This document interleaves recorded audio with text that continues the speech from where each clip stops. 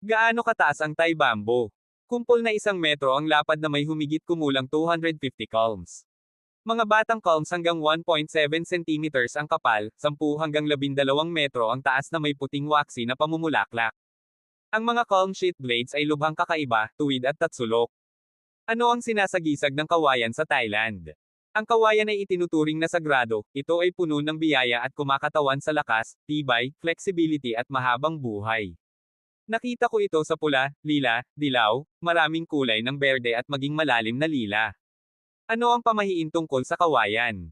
Ang pinakakaraniwang mga pamahiin at bawal na maaaring makaapekto sa pagtatanim ng kawayan ay ang mga kababaihan ay hindi dapat magtanim ng kawayan dahil sila ay magiging baog, o dahil sila ay hindi malinis, hindi dapat magtanim ng mga kawayan ang mga kabataan at walang asawa na mga lalaking nasa hustong gulang, ang pagtatanim ay dapat isagawa lamang ng mga nakakatanda.